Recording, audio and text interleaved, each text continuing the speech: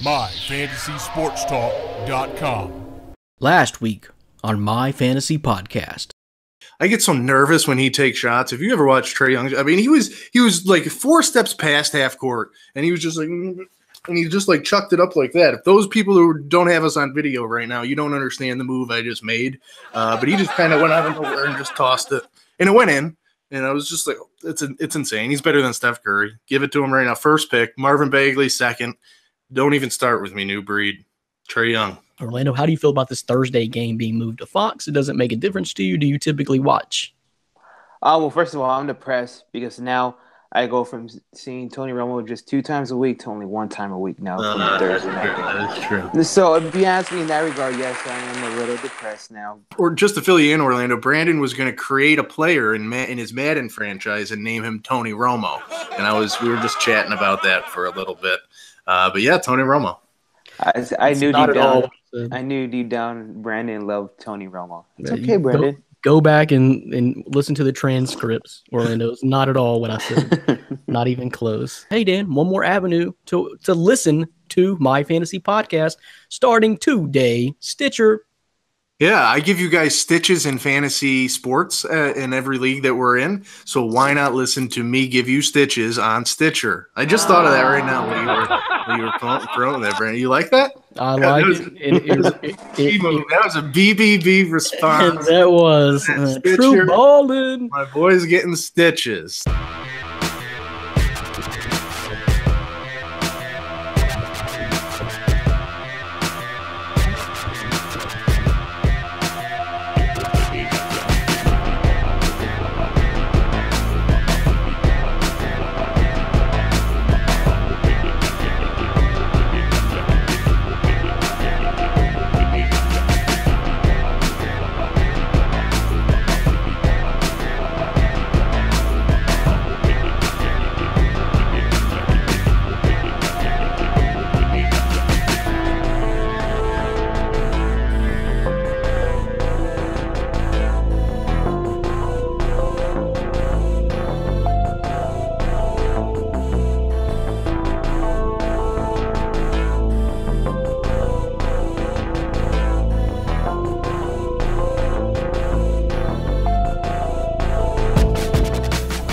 What's up, podcast peeps? Happy post-Super Bowl edition of My Fantasy Podcast. Thanks for joining us.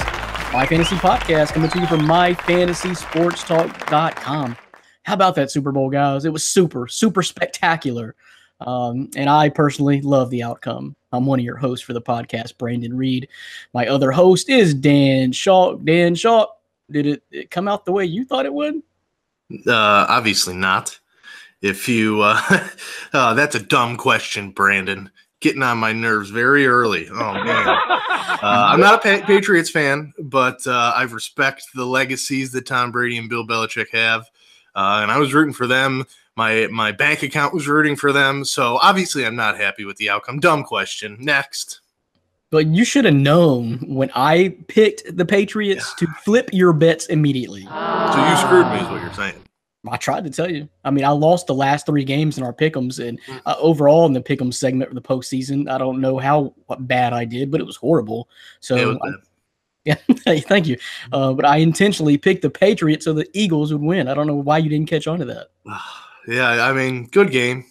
Good game. I not only did my bank account get hurt, but then my pride got hurt the next day when I wrote an apology letter to Nick Foles because make a formal apology.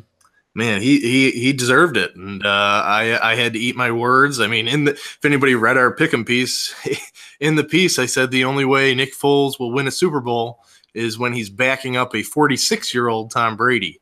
I mean, foot and mouth. That's I was wrong. Nick Foles, I don't know. You can say it was Doug Peterson's system and play calling, but he performed on the field. I didn't see one bad pass the entire night.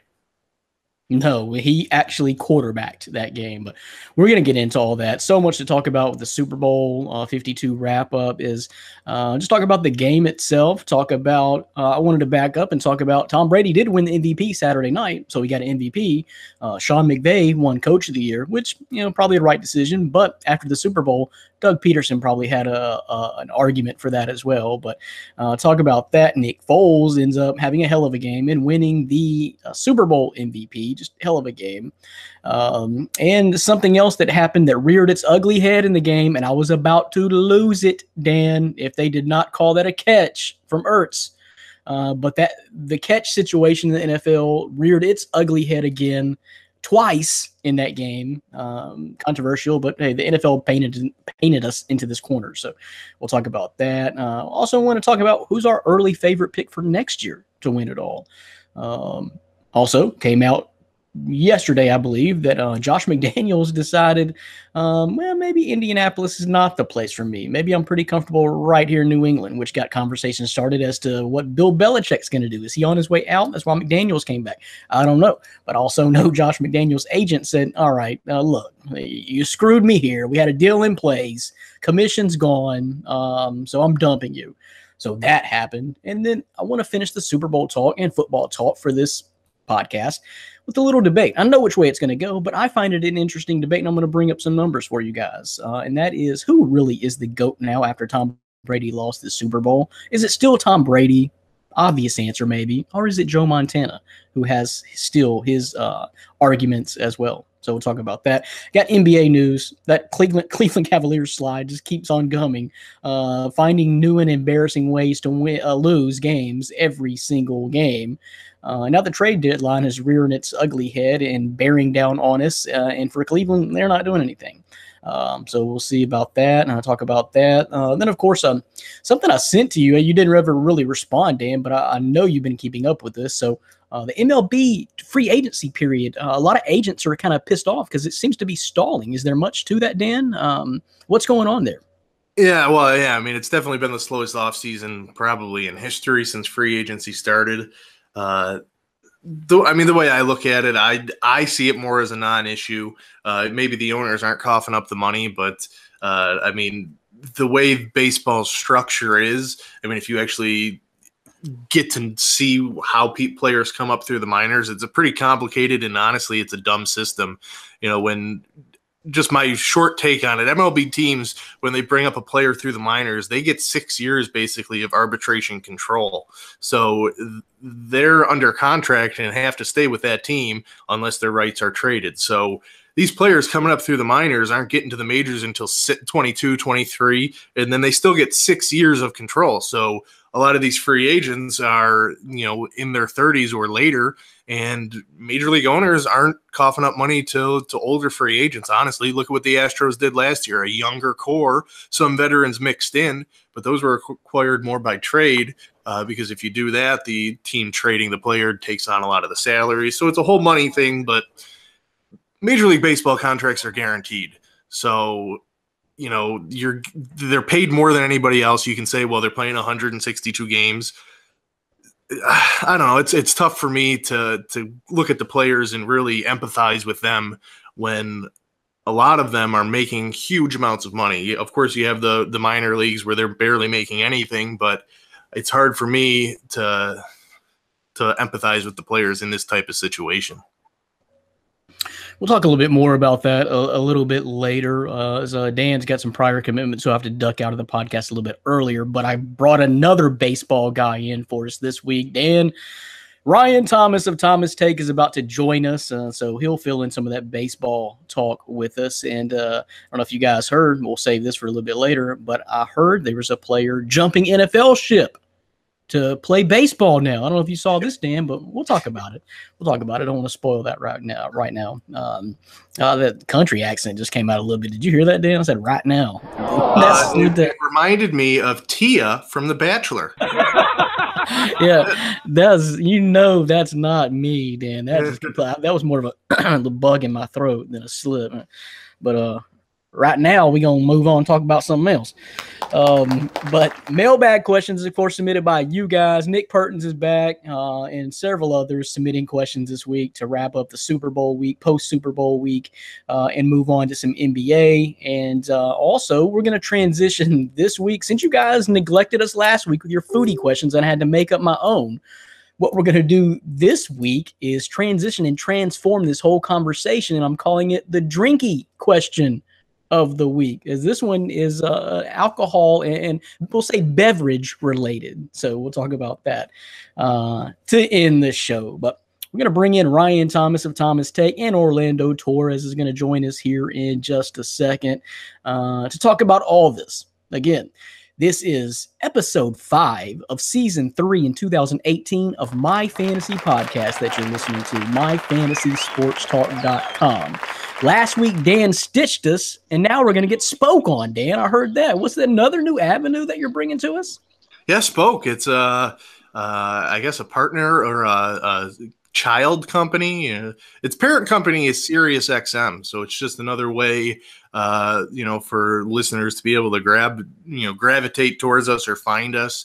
Spoke is more of an audio app. I looked at some of it. A lot of it is non-sports related, so we're one of the few sports podcasts available on Spoke. So if you're a Spoke fan and you want to listen to sports, check us out on there. And I'm happy with it. And who knows what it can lead to with a parent company like SiriusXM.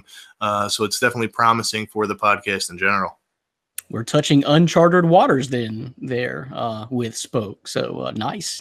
Glad to have it. And now it's getting too complex to even keep up with our podcast numbers each and every week, Dan. I mean, there's no really way to even know how many of you guys are listening and submitting questions and, you're trying to get feedback and all the avenues you're listening to. We have no way of really keeping up with iTunes, SoundCloud. We got WBLZ. No telling how many thousands and millions of people tune in from, what is that, 2 to 4 Central Time, 3 to 5 Eastern Time every Friday? They changed it up on us last week. We were on at 11 a.m. Friday morning. So, in early morning sports talk, we were basically, we're their top hits. So thank you, WBLZ. We appreciate your airwaves. And so check us out basically all the time. We also were on at like 4 a.m. Saturday morning, too. So, how do you know that, Dan? I get tweeted about it. And whenever they put our show on air, a link goes to my Twitter. So follow me at FF Sports Talk, and you'll see when we are just randomly on WBLZ. It's like 6 a.m. on Sunday mornings too. We hit up the weekend spots basically on the times where you're either coming off a bender or just waking up.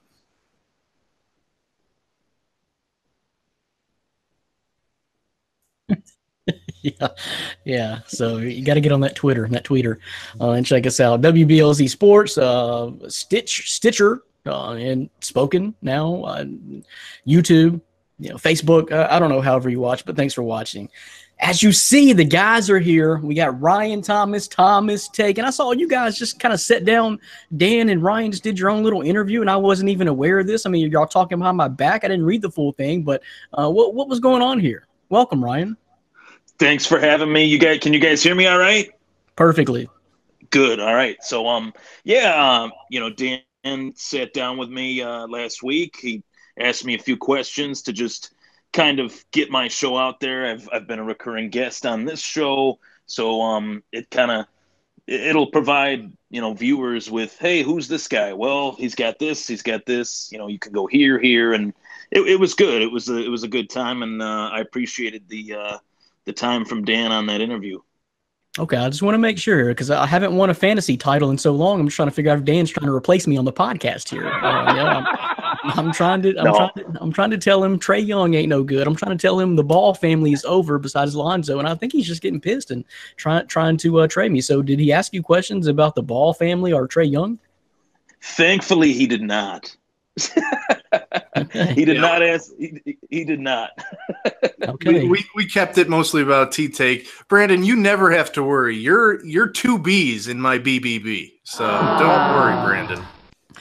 Okay. All right. I'll say. And plus, it's 2000. We've already started 2018. My contract runs through at least the end of 2018. So you're stuck with me for at least another 30 something episodes. That's for sure. So, all right. Just wanted to clear that up. Our other man from San Ann is here, Orlando Torres. What's going on, man? Hey, how's it going, fellas? Just down here hanging out. How about you? You got a new beautiful backdrop this week. I love it. You got the brick wall back there. I'm actually at a friend's right now. So I'm at a different place just for this week. So, as soon as I turned it on, I was like, man, someone's going to notice the backdrop. So, yeah. It's beautiful. You got like antique vases back there and all kinds of things. See, that's the commitment to the podcast I'm talking about right there. No matter where he's at, no matter what's happening, he's going to turn on his phone, laptop, iPad, whatever, to connect with you guys on My Fantasy Podcast. That's dedication. That's what I love. Thanks, Orlando. Hey, no problem. Always going to be here with you fellas. You're the other B in the BBB. I'm the last brand. B. Yeah, you're the brand. You're just the brand. There is a new B coming, though. LeVar Ball is going to be your grandpa. Let's just give a shout out to the BBB. There we go. You told me about that, Dan, and I still haven't seen it. So which of the kids is having a baby? Your boy Lonzo. Lonzo is that why he hadn't been playing ball? See, his model girlfriend. Been messing around with them girls and not playing basketball while you're sitting on my fantasy squad. Yeah, we need to have some priorities, Lonzo. Losing to last year's champ. Don't worry. A lot of people go through it. Orlando went through it multiple times already. Oh, God. Here we go, Brandon. Here we go. Yeah, I don't know if Dan noticed this, but I didn't even set my lineup Monday. I was busy, preoccupied, and it just doesn't matter. It just doesn't matter. I'm taking the L this week because I'm not healthy. I'm not going to beat you. I'm not healthy, so it doesn't matter. Take some Tamiflu. I actually feel fine despite the freezing rain here again in Arkansas, but my team is not. My team is not good at all. But we'll talk NBA a little bit later. But guys, okay, Super Bowl wrap up. Apparently, and this kind of struck me at some point Sunday night, is that I feel like the Dallas Cowboys were in the Super Bowl and lost it because no Cowboys fan is ever going to root for another NFC East opponent. And so you guys were not rooting for the Philadelphia Eagles at all. And I felt your pain. I was trying to holler at Orlando. Orlando just started ignoring me. Or I think Orlando, I don't know what happened to Orlando, but at some point Sunday night, he just cut off all communication and drowned his sorrows. Yeah, no, I cut off communication. I'm not going to lie. I lost $200. I had 3 bets. I had a beer bet, 4 bets in total. I had so much stock into the Patriots, basically guaranteeing myself the Eagles were going to win. So after that, the drinks just started kicking in, and I just turned off my cell phone, logged off of Twitter. I was done until Tuesday. I didn't even go to work Monday. I didn't make an appearance. I skipped work. He skipped work. The bets were so bad. Oh my God. I told y'all. I was trying to poke at him, but he wasn't biting back. Yeah.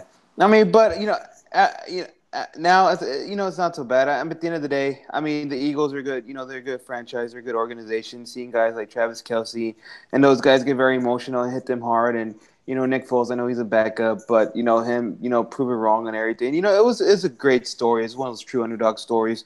And at the same time, they came in as an underdog, but it kind of feels like the Eagles wanted you to make them believe they were the underdog because they just had that on their shoulders the whole time. And that's the way I feel about it. And I'm not a Patriots hater, guys. I've seen this before. And to me, the Philadelphia Eagles winning was so much more of a better story, in my opinion, with a backup quarter. Well, first of all, a backup quarterback as head coach in his second year, taking a backup quarterback after losing probably his MVP quarterback during the season to the Super Bowl and winning Philadelphia, who has probably the most rabid fan base, as you saw in the celebration with about 14 million people in the streets, their first Super Bowl title. So to me, that's a much better story than the Patriots winning again. That's just me. But I thought it was a great game. I mean, it was a great game, but regardless, you have to admit that, regardless of who you're rooting for. It was back-to-back. I think there was one punt in the game. And it was amazing from start to finish, in my opinion. So, Ryan, let me ask you, because I know you're not a big Cowboys fan, and you don't really have any rooting interest in the NFC East, so there's no bias against the Eagles there. Officially, who were you rooting for, and were you happy with the outcome? I was rooting for Philly. I mean, the Patriots are in the Bills division, and we've seen the Patriots win enough. I thought. So you got the opposite effect. You're the opposite of those guys. You got the bias against the Patriots. I've seen them win enough, and anytime you're watching a matchup where one team hasn't won a Super Bowl yet, and the other team has won multiple Super Bowls, in the last, 5 Super Bowls, in this, century. I wanted to see the Eagles win, and I thought that the story was just so awesome. You mentioned backup quarterback head coach wins a Super Bowl with a backup quarterback. I also have a backup quarterback offensive coordinator who might be shipping out of town a little bit. And we'll probably get to that a little bit later. But just a really cool story. The Eagles fans are probably one of the most loyal fan bases in the league. I spent some time in Philly in June. I went there for a road trip, and they are not as volatile as they're made out to be. They're pretty nice people. Maybe I just ran into the right group, but I thought the celebration was different. What's that? Their streets beg to differ. But I thought that was fairly tame, guys. I really thought that was fairly tame because they had already had a reputation. And I saw maybe a few cars on fire. A few stores may have got looted. Just a nice food fight breaking out. That was tame. You see how many people are in those streets? All hell could have broken loose. It could have been like a 7.2 earthquake on the Richter scale with all those people. But it was just a few cars on fire. No big deal. The few Uber drivers that I had, I was rocking a Buffalo Bills T-shirt, and we kind of were able to sympathize with each other. The fact that both of our teams have never won a Super Bowl.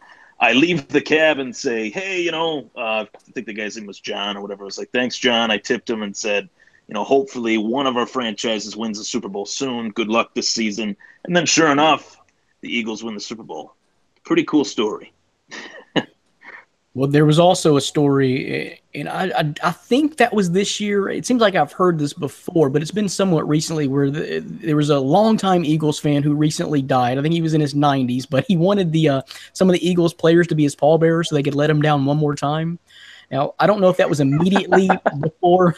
I don't know if that was immediately before this season, but man, just missed it. There's probably so many fans that just missed it. There's a lot of Bills fans that missed out on them making the playoffs. A lot of Cubs fans that missed out on seeing them win a World Series. It's cool though because Philly winning it the way they won it, they were the legitimate best team of the season. They won it fair and square. GOAT status or great head coaches or great position coaches, none of that matters on Super Bowl Sunday. If one team has more points than the other, that's all that matters in the end. I tried to tell Dan that I just didn't feel like the Patriots were the best team all year. I would agree with that. I mean, their defense was bend but don't break, and then in the moments where it mattered, they broke. And I think that the Philadelphia's playoff run was highly underrated. I mean, just watching each game, they played Atlanta really, really tough. They held them in the goal. They had like a couple goal line stands, I believe. They were the underdog in every single game they played. Every single game, yeah. So good for them. I mean, I have no problem with it. I'm happy. Didn't make any bets though. So Dan, how brilliant do I look of bringing that piece out about the odds this year? Because it just seemed like that it was a year of upsets. It seemed like it was the year of the underdog. And who proved that more in the season finale than the Philadelphia Eagles, who were the underdog every single game and won straight through?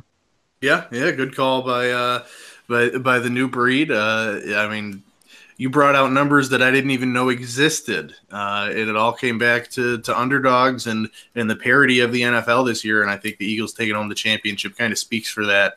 I've never really seen – I mean, you can look at the Giants and Jeff Hostetler back in the day, but I've never really remembered, a backup quarterback make this type of postseason run en route to a Super Bowl title. So it speaks to the parity, I think. I don't think the Eagles are world champs. You can call them the best team, but I wouldn't say, that's a top 10 to 15 team ever in football when you look at Super Bowl winners. No, not at all. Not at all. So I don't, even if the Patriots would have won, I don't even think that was near the best Patriots team that they had. Yeah. I mean, definitely not. I would take the team that went undefeated in the regular season and lost to the Giants in the Super Bowl over this year's Patriots team. It speaks to the parity, and that's what's exciting because I see all these NFL fans when their team doesn't make the playoffs thinking it's going to be years for that turnaround, and not every team is the Buffalo Bills. You can actually win the next season. You don't have to wait 17 years to make the playoffs. So you can see those non-playoff teams; they always have a chance the next season. The Bills got all theirs in a row. There'd be teams, franchises that die for a chance to make a Super Bowl. The Bills went to 4 in a row. You just didn't get it. They're the spurt franchise of the NFL, for better or for worse. I mean, that you squeezed about 20, 25 years worth of Super Bowls into 4 straight years. Most franchises don't get there that often. Even the Patriots, it was kind of rare for them to even get there back-to-back. And once again, they didn't win back-to-back. It's just not what they do for whatever reason. But so I want to back up real quickly, guys. Brady won the NFL MVP Saturday night.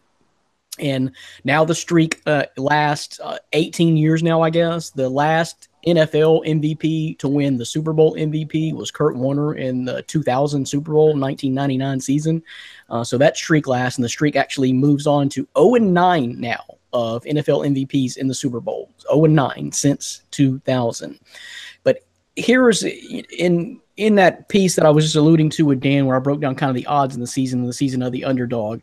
And I made a point that, was it really the season of the underdog? Because the underdog won almost damn near 1 out of every 3 games in the entire NFL season. And of course, we saw what the Philadelphia Eagles did in the postseason. But my other point was maybe it's just mediocre football, and we just hit on that. The Patriots really weren't the best Patriots team we've seen. They were good because they got Belichick and Tom Brady, but they weren't just surrounded by enormous talent. Philadelphia just kind of limped their way. They had a great team, great defense, but they survived with a backup quarterback, and their weapons really weren't great on the outside, for either Wentz or Foles. But so here's the numbers, guys, and one of them really sticks out to me. Okay, so Brady was the passing leader this year with 4,577 yards. That was the lowest NFL leader in 11 years. The receiving leader, Antonio Brown, had 1,533 yards. That's the second lowest in the last 7 years. So that's pretty close. But here's the kicker to me.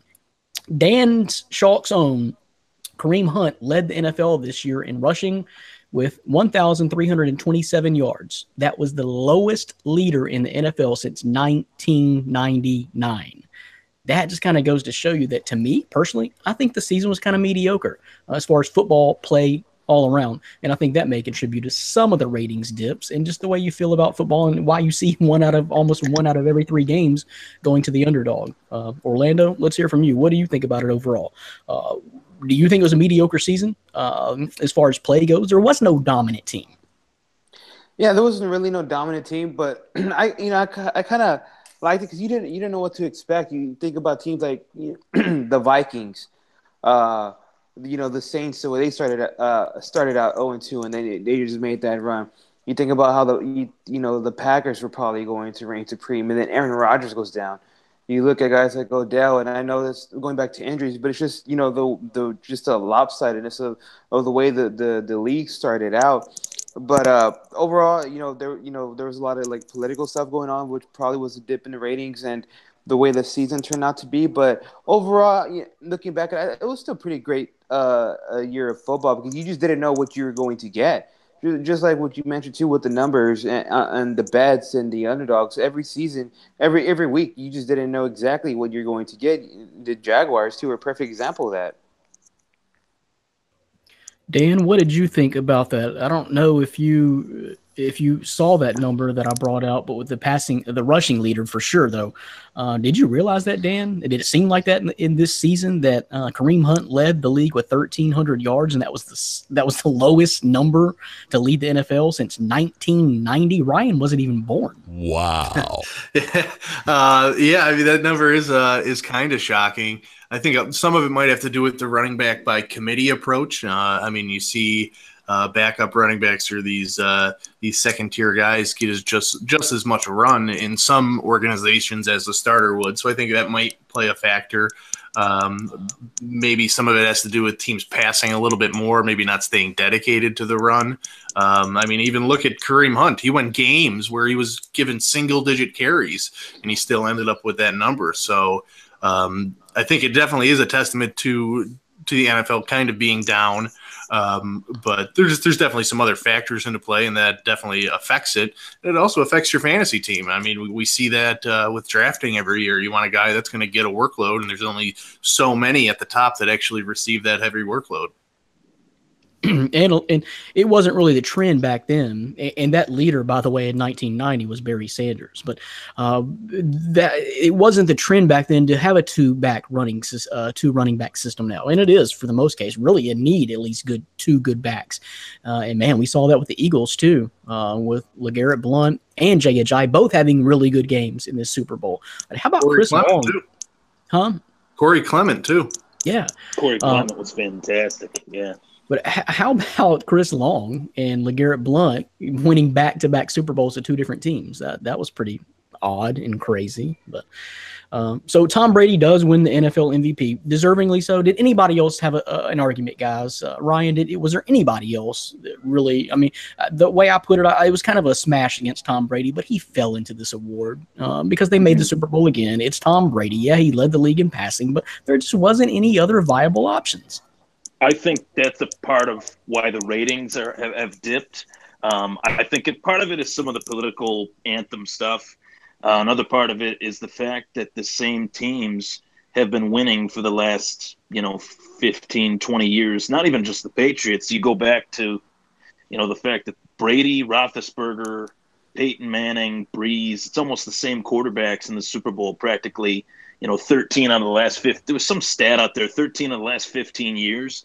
And the fact that the Eagles were actually able to win this one, I think will bring some of that viewership back. And the fact that, hey, in this season, the underdog won. And they didn't just win. They went 13-3. They went through the Falcons, the Vikings, and then the Patriots. And I would say, compared to the other candidates for the MVP, I don't see how you could create an argument that Tom Brady shouldn't have won the MVP. I think it was, as you said, the award fell right into his lap. Yeah, honestly, that's the way I see it. Because it was just, you had Antonio Brown. I don't know, maybe. I honestly think Carson Wentz, if he didn't get hurt, he probably would have won the MVP. Maybe Todd Gurley, but outside of that, I don't really see it. Yeah. But, he didn't even lead the league in rushing. I kind of agree with you. Yeah. I think he was more of the impact player just based on what the Rams were able to do in the turnaround. But they got theirs when Sean. Yeah, I think so. From week to week, without Todd Gurley, Jared Goff ain't having such a great year. Let's face it. But anyway, the Rams did get theirs when Sean McVay won the Coach of the Year. Hey, deservingly so. Can't argue that at all. If there's any other argument there, especially after Sunday night, it's Doug Peterson. So the right choice was made there too, Dan. Yeah, I like McVay. Basically, he was the offense. You can look at Jared Goff, but just that improvement that he made. And then there are the reports that I believe to be true that came out that, he was calling the plays in Jared Goff's ear basically as soon as the play ended so he could get up, Goff can get up to the line, and McVay was actually telling him audibles to make and hot reads to make, before he actually snapped the ball. Hey, and that makes perfect sense because my criticism of Jared Goff this whole time, Dan, was that he didn't look like he had the mental capacity to grasp the playbook to me. And I think Ryan watches Hard Knocks, right? Did you watch it last year when it was with the Rams? Did it not look that way to you? It didn't look like he was just looking at the playbook in the meetings like, duh, and some quarterbacks are not going to get it, and that's half the battle, more than half the battle. When you have a guy like Jared Goff that was so dominant in college, and then he's got all that pressure of being the first overall pick, and there's not a lot of talent around him, and you got, we can talk about coaches being good. We can talk about coaches. Talk about going from one extreme to the next with Jeff Fisher to Sean McVay. It's just, I think that what Sean McVay did for the Rams, I would say, was fantastic, but Doug Peterson should have got the award, in my opinion, just based on the fact, not even the fact that they won the Super Bowl, but out of the gate, the Eagles were dominating, and the Rams were too. But I just thought that Carson Wentz probably would have won the MVP had he stayed healthy. If Carson Wentz won the MVP, if he would have stayed healthy, maybe Peterson would have got the Coach of the Year. But he got the last laugh and got the title. He got the last laugh. He got the ring, and that's all that matters. So Dan, what did you say? I said I thought McVay deserved it. I like that. To me, the Eagles are just a more talented team than the Rams. You can see how bad the Rams were last season.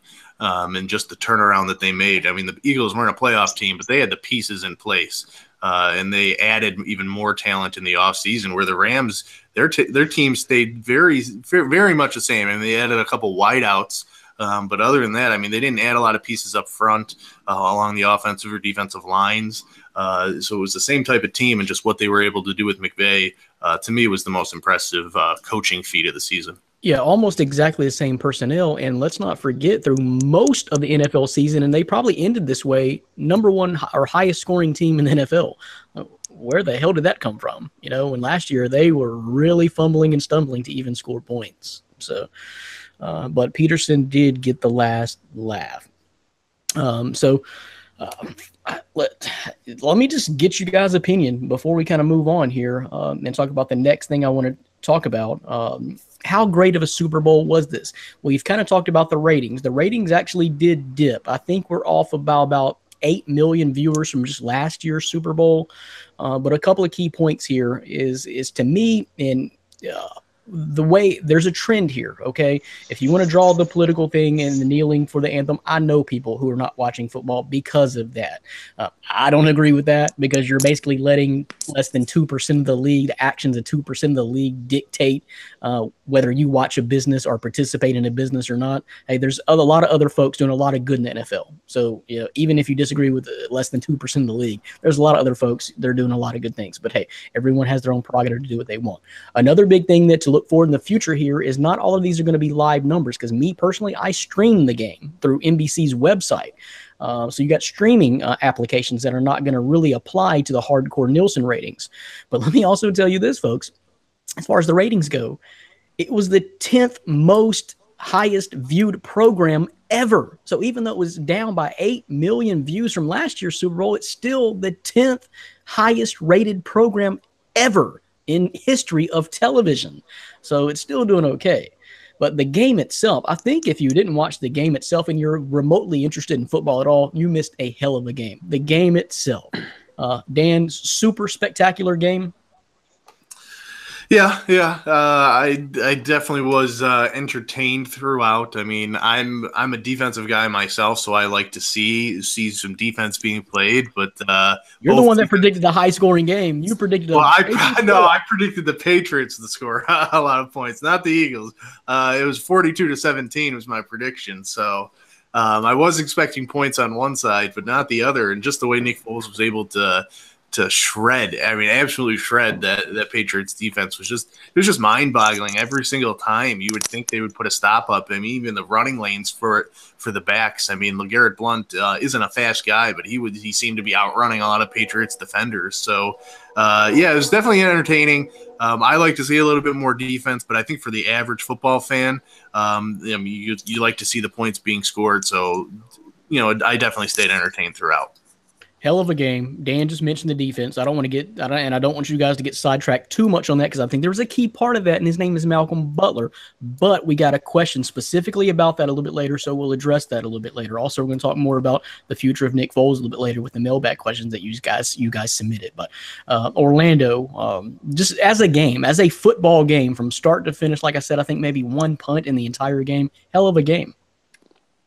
Yeah, no, definitely hell of a game. And I was actually having this this conversation with a friend earlier. Speaking of like when I was growing up, I don't remember all the Super Bowls clearly growing up. When I started watching the Cowboys, I started paying attention to football a lot.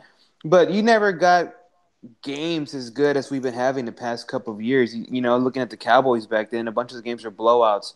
Or, some of the other teams at that time, even the 49ers. You think about, the Giants and Patriots games, the Patriots Seahawks games, the last year's Super Bowl with the Falcons and Patriots, Broncos and Panthers. There's been some great games, and this past Sunday was just another great game. So overall, I've been spoiled by it, because every year, going to the Super Bowl, that's kind of one thing, and I'm pretty sure the NFL worries about too. They're going to put up the product is going to be good as the way they build it up to be. And this past Sunday, it was a pretty hell of a product. It was a good game.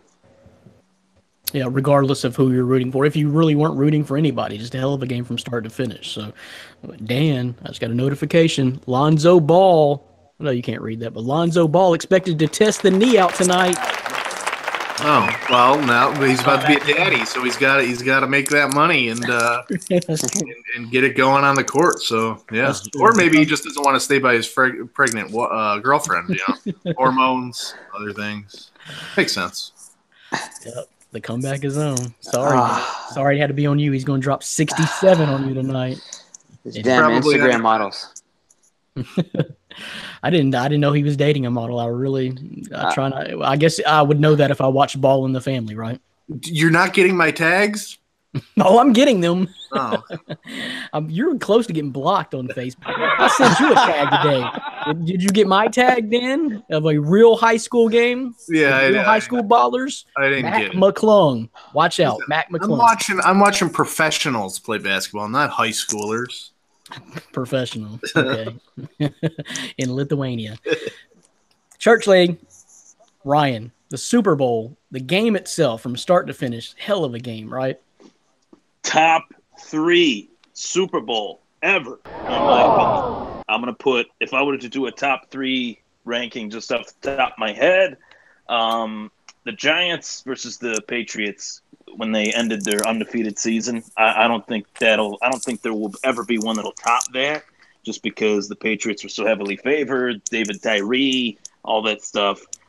One Super Bowl that I always remember is the Rams versus the Titans. Yeah. That was when I really started watching football, and you alluded to the fact that I wasn't born in 1990 earlier, so I was around 7 or 8 when that Super Bowl took place. But that's when I really started to watch football as avid as I do now. 1 yard was all Tennessee needed to tie the game. And well, I know you remember that season too.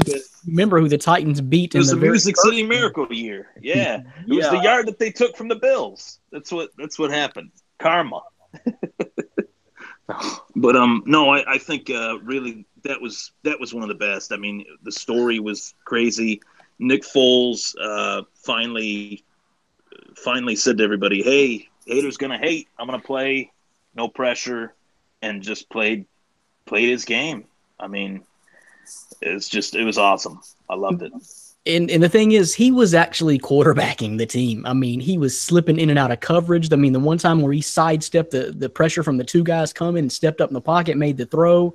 I mean, that was on 3rd and 8 too. That was on a 3rd and 8 play. If it's the play that he almost got sacked. There was like an arm over his shoulder, and he stepped up in between 2 guys. And the pass to Clement was a freaking laser on a line. That pass into the back of the end zone, wow. The no catch? Oh, yeah. We're talking about that real quick. I thought the pass to Alshon Jeffrey, the one that was the Jeffrey touchdown, I burst out laughing when that play happened because it was just so ridiculous. Like what I was seeing is just like, oh my God, is this really happening? It was great. It was awesome. So let's move on and talk about that, because that's next on my list to talk about, because the stupid NFL catch rule reared its ugly head twice in this game. Dan mentioned the Alshon Jeffrey. I don't know what you guys are seeing. I'm so sick of people evaluating this whole thing through 3 or 4 seconds, like after he's out of the end zone. I don't care at that point. He caught the ball. The first foot was in bounds when he caught the ball. Then the second foot went in, and then people were looking at the third step of his that was out of bounds. Well, guess what, folks? That was the third step, okay? He had already caught the ball. After that, I don't care what happens. That was the catch. And the Ertz catch, that was just a catch. He took 3 lunging steps and dove in the end zone. Once he crosses that plane, and just like the referee said, he became a runner at that point. Well, duh.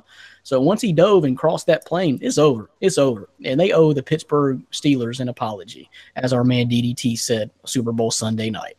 But I have every confidence that this stupid catch rule is going to be rectified in the offseason, and it's the continuation of the catch part that they're about to drop and fix this, so this stuff doesn't keep happening. And I think even more so after the Super Bowl, because like you saw, it happened twice in the Super Bowl. Had they not called that Ertz catch a catch, oh my God, I was going to lose it, and I'm sure Philadelphia would have really burnt to the ground after that. So, I don't know. You still think Alshon Jeffries was not a catch, Dan? No, the Corey Clement one?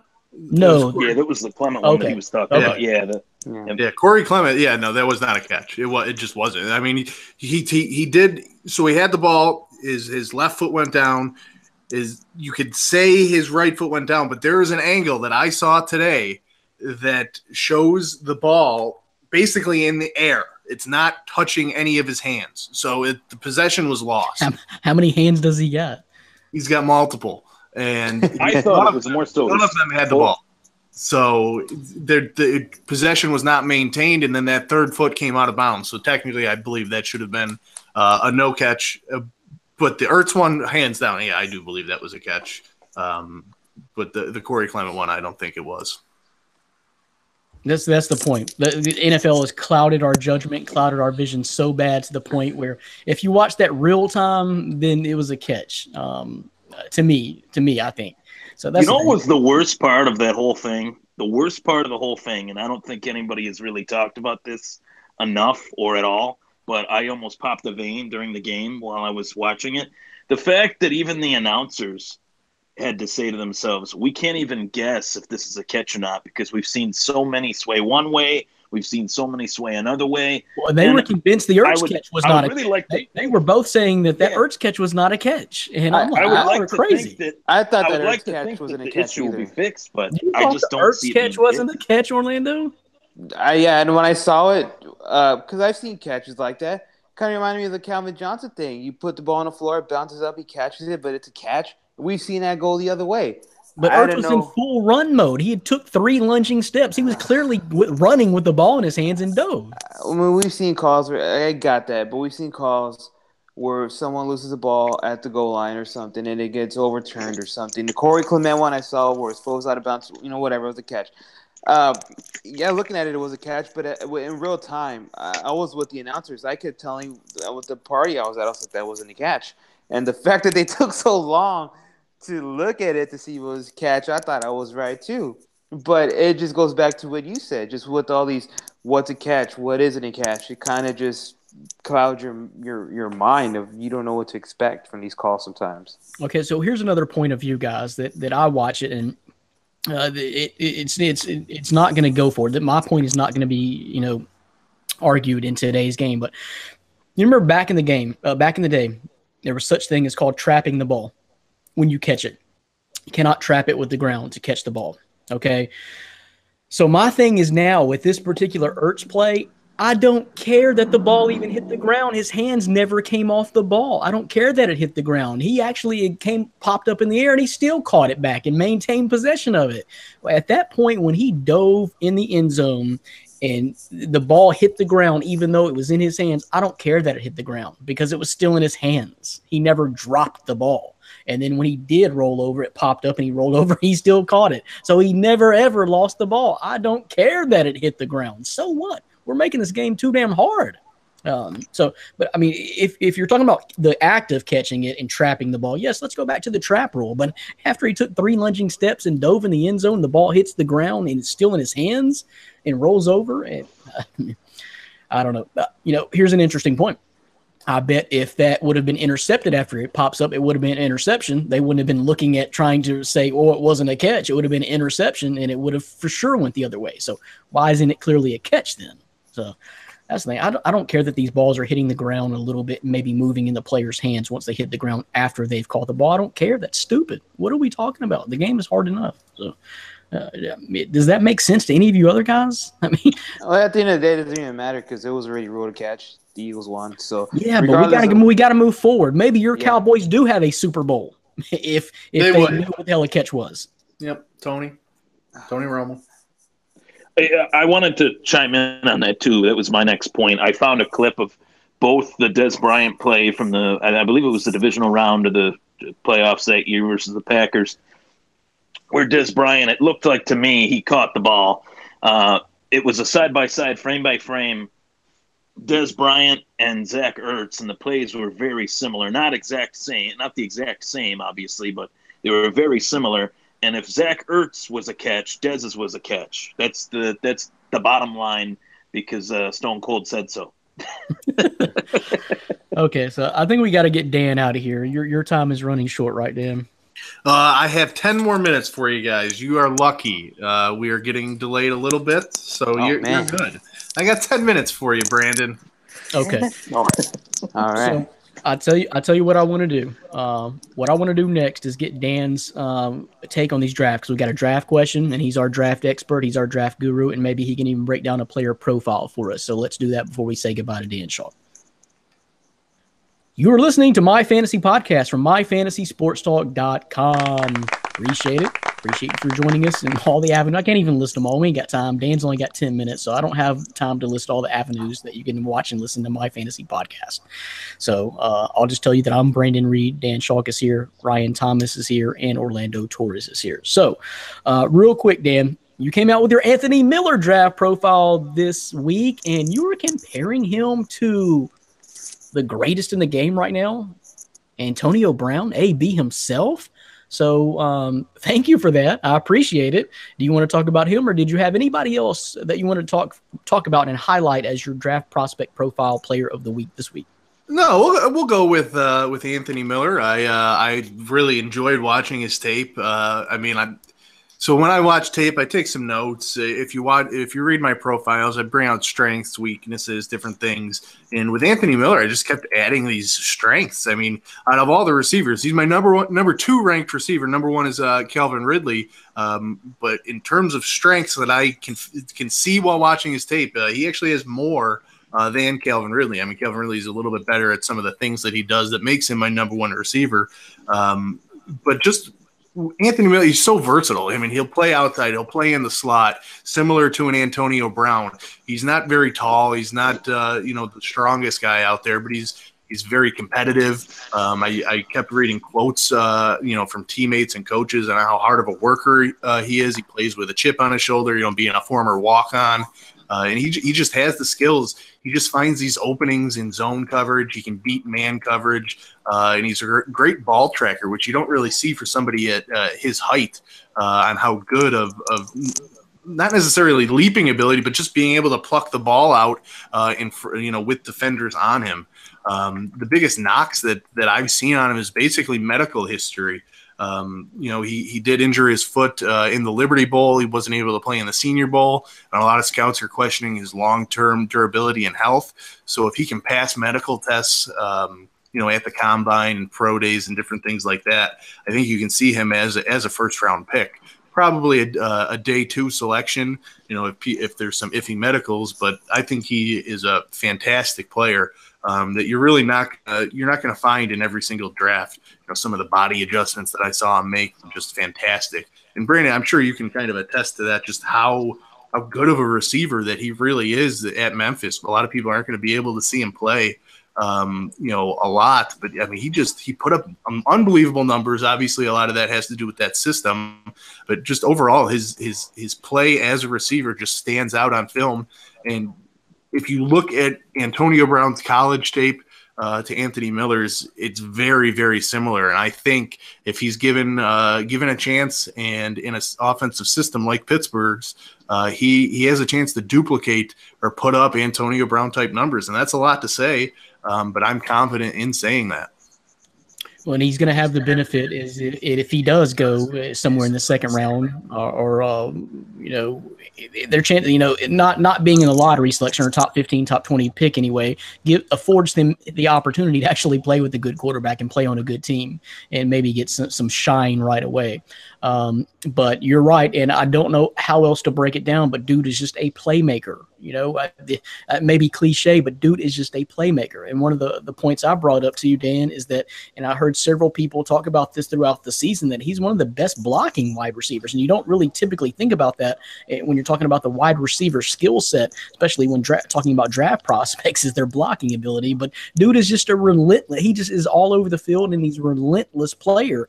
If he needs to block on a particular play, he's going to block because it's whatever for the team's success on that particular play. Maybe that has something to do with a little bit of his injury history, because dude plays all out, 110% on every single play, and is just relentless. So there's a spot for him in the NFL because dude is just a playmaker. How tall is Antonio Brown? I think they were they're 5'10" or 5'11". And Anthony Miller is listed at 5'11". Who knows if he's actually that tall? But their heights and weights are almost identical. Yep. So very similar there in stature, So if anybody kind of wanted to use that as a knock against him, but dude is just a playmaker. That's all I know how to tell you. But read that on the website right now, myfantasysportstalk.com, along with all the other draft profiles brought out this week. Dan, how many you bring out this week? About another 15 or so? Yeah, we're getting up there. I got close to a lot of who I believe is going to be in the first round, or that type of conversation is out there. Some other prospects like a Sonny Michel that I brought out today. Michael Gallup, sleeper wide receiver prospect out of Colorado State. I came out with today, and Calvin Ridley, our number 1 overall wide receiver in the class. So every day we're just busting them out. So let's talk. We'll field our first mailbag question before Dan gets out of here, because this one is strictly draft related and it starts right at the top. It's from Eric Lemons. What will the Browns do with the number 1 and number 4 draft picks? Best player available, or take a quarterback, or Saquon Barkley? This one comes from Eric Lemons. So Dan, started off right there. They're afforded the luxury of the number 1 and 4 pick. And what I glanced through several mocks today, and pretty much everyone I saw through 3 or 4 of the more reputable ones that I saw had them taking Saquon Barkley at number 1, I guess because of fear that maybe the Giants would take him at number 2, and then they were taking a quarterback at number 4. Yeah, I think a lot for the Browns has to do with what they're going to do in free agency. If say they go after a Kirk Cousins, obviously I wouldn't recommend drafting a quarterback at 1 or 4. Really, I wouldn't recommend drafting any quarterback in this class, maybe a Josh Allen. But other than that, I don't think any of the quarterbacks are worthy of even a top 10 selection in this type of draft. I don't think there's a lot of special players at the quarterback position this year. So I do agree with the Barkley pick, if you're confident in him. And then I wouldn't mind them going after, whether it be a Bradley Chubb or Vita Vea to kind of clear up that defensive front. You got Myles Garrett last year, Danny Shelton. So there are some solid players, and you can make that defensive line, stud level, kind of like the Eagles who just won the championship this year. Another option is Minkah Fitzpatrick, who's, safety DB. He can kind of play both ways. He's kind of a stud that kind of can replace that Joe Hayden role. And he's been like top 5, 6, or 7 in pretty much every mock I've seen. Definitely a top 10 player. Yeah. I haven't gotten through all his tape yet. I actually started with Derwin James first. But yeah, Minkah Fitzpatrick, everything I've seen so far, he's going to go in the top 5. So you can shore up that secondary with a pick like that. So I'm not sold on a quarterback for the Browns if they get one in free agency. But if they don't, yeah, you're probably going to see him reach. I hope I hope it's a Josh Allen. So he can kind of turn that franchise around. I'm confident in him. But if it's a Josh Rosen or anything like that, I'm not a fan of Rosen personally. So his attitude and can kind of destroy that locker room. So I'd be a little bit wary of that type of pick. But if you can get an impact player like Barkley first, and then an impact defensive player, a Chubb, Vea, or Fitzpatrick at 4, I think you're doing well for yourself and the Browns organization.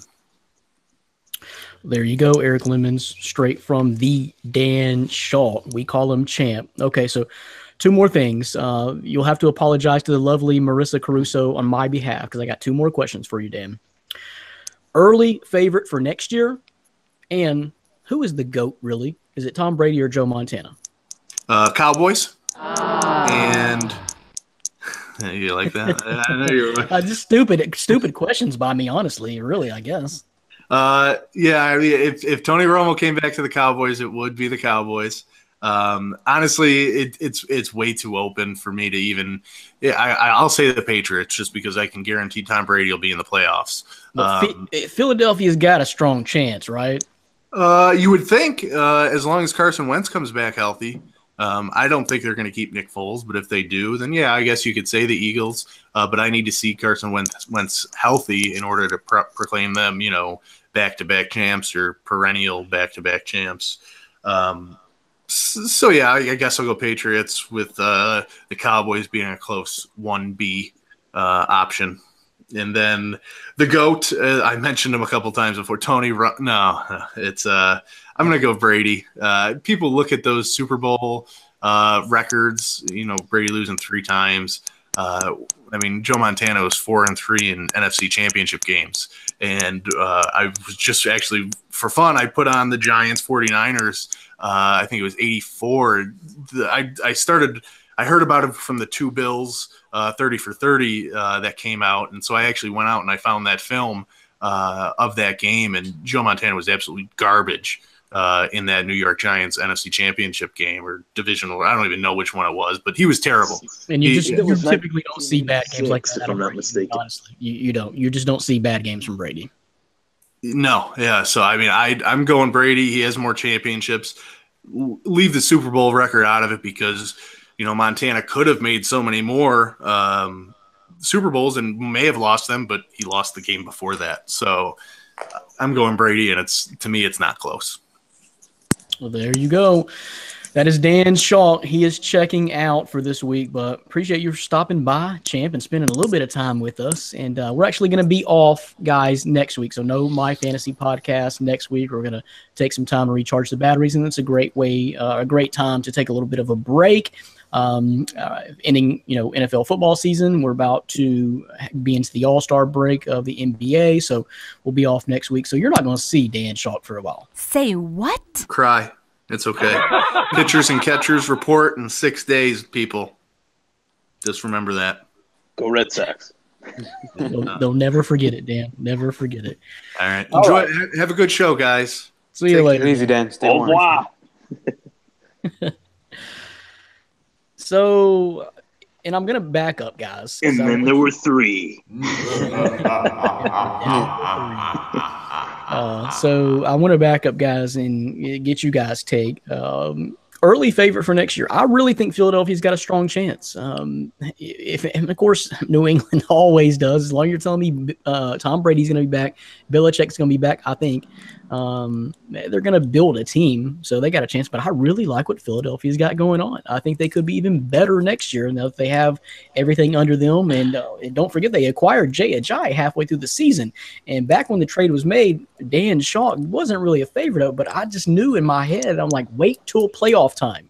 Dude is going to make a difference. He is what they need just to beef up and just be more legitimate. And he was. They both had great games, both the running backs. And the acquisition of LeGarrette Blount really paid off big time for them. I don't see them stepping back. As long as Carson Wentz comes back healthy, to me, they got to be favorites in the NFC. If not them, I can't tell you who, because I really just only get to Minnesota. They're still going to have to figure out their quarterback situation. Who else is it going to be? So I really like them a lot in the AFC. I can't really think of anyone else that it may be unless Jacksonville shores up a little bit and does something. Pittsburgh will probably be there, but I think you're probably still looking at about the same 5 or 6 teams. Orlando? Yeah, in the AFC, you got to do the Patriots because they're there every year. I would say the Steelers, depending on the situation, because they're a team that has a big old rain cloud looming over them. You don't know what's going to happen with Le'Veon Bell, if he's going to be committed to starting in the 2018 season. Roethlisberger almost retired last year. He almost retired last year. He said he's coming back, but then you don't know. You just never know with Roethlisberger. He's just like a roller coaster with him. I do like the Jags. I'm not going to say they're going to make it that far again, but I mean the Jags, they're a pretty young team, and if Blake Bortles could help them out a little bit more on offense, I mean I'd watch out for Jacksonville. They could be a pretty scary team. For the NFC, it's pretty wide open. You got to put the Eagles because they're the champs, especially if Carson Wentz comes. I would love to see the Vikings, but Pat Schumer leaving, and you don't know how the team is going to look next season. It might be a huge step backwards. Aaron Rodgers coming back, so you got to throw Green Bay in a conversation, and you still got to throw in New Orleans in there. I think from what they did and those 2 running backs that they have, and Michael Thomas. They might just have one more shot with Drew Brees because his time's coming to an end too. His time is coming up, but he doesn't have to sit back there and throw the ball 40, 50 times a game now with those 2 dynamic running backs, so that helps him a lot. The Saints are my pick, to be honest, and I was hoping you guys wouldn't mention them. That way I could kind of try and shock you guys by saying that. But the run game this year for the Saints, I think, was one of the best stories of just Kamara and Ingram. Mark Ingram's really coming to his own. The defense, they had Marshawn Lattimore. Their defense was just piece by piece put together. It seemed like they were a revelation this year in certain games. So I think I would say the Saints in the NFC, and I'm gonna go out on a limb and say that possibly the Steelers put one last run together with Big Ben, and if he stays, that's the thing. It's just they got all the pieces. I don't understand why. I was just surprised that they gave up gave up as many points to Jacksonville in the divisional round that they did, because I thought we were going to see another New England Pittsburgh showdown. They got all the pieces. I think Philly could be a front runner too for other reasons outside of Carson Wentz and what we know about their team. One thing that has to be taken into consideration is that I think Foles is going to get traded, and they're going to have more picks to work with. I think that's what's going to end up getting Foles onto another team is draft picks, not essentially players. Maybe it'll be like a 2 draft pick, and a player type deal. But I definitely think Foles will get traded, which will help them in terms of there's ammunition that they'll have. Yeah, we'll talk about that in just a second. We've got a question, a mailbag question that specifically talks about Nick Foles here coming up. So Josh McDaniels, guys, and maybe this is one of the reasons why the Patriots are the favorites again, and a lot of people maybe solidify their thought in their head that the Patriots are going to be the favorites again because Josh McDaniels is backed out of the Indianapolis job. What is this all about? What's going on there? I know his agent subsequently dumped him, and I'd probably be pretty too if you negotiated and bargained this deal. I mean, this deal was reported weeks ago, like 2-3 weeks ago, that he's going to become the new Indianapolis head coach. And we got this far ready to ink. I think he wrote half his first name on the contract and then decided to back out. I'd heard he had an interview, maybe an exit interview with New England on Tuesday, or maybe it was the hiring interview with Indianapolis. Something changed his mind Tuesday, and I'm trying to figure out what that was. Ryan, this is not the first time this happened. Dan brought out a piece, today when this has happened before. So, but yes, yeah, the not only has it happened before, with McDaniels, but it's happened. We know about Bill Belichick. I mean, Dan alluded to it earlier. I don't know if he actually watched the 2 Bills, the 30 for 30 with Bill Belichick and Bill Parcells. What a cluster bleep that whole situation was with Bill Belichick, stepping onto the Jets with Parcells as like an assistant head coach and all that. It was just like a huge merry-go-round. I have 3 theories as to why McDaniels stayed put. One, if you were to ask me, if I'm a rising offensive coordinator, who would I rather work for? Would I rather work for Jim Irsay or Robert Kraft? I'll stop right there on that one. You can fill in the blanks. Number 2, it's pretty easy. The shoes or the seat, I should say, that Josh McDaniels sits in, being that he's coaching a 41-year-old, soon to be 41-year-old quarterback that is at the top of his game. That's an MVP that just threw for 505 yards in a losing effort in the Super Bowl for 3 touchdowns. And last but not least, if it ain't broke, don't fix it. I think Bill Belichick has got one foot out the door in New England, and Josh McDaniels is going to take his spot.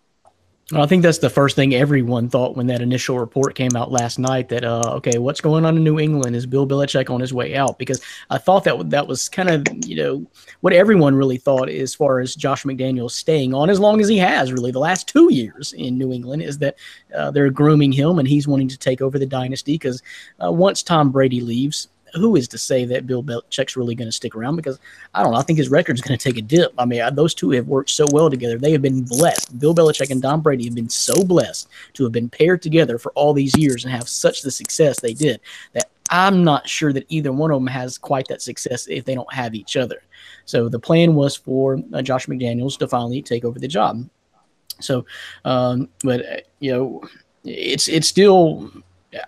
You feel bad for Indianapolis because what did they do now? You're very late in the game to be filling your head coaching spot with a combine coming up like in 2 to 3 weeks. Well, there is light at the end of the tunnel because I've heard that Frank Reich is leaving the Eagles to go to the Colts. I've heard that. It's not official, but it's in the works. And one of the things I thought too was that with McDaniels staying on, I think that this is going to affect New England's draft strategy for not just the draft, when maybe next year if Bill Belichick's not there. I think it's going to affect their draft strategy this year.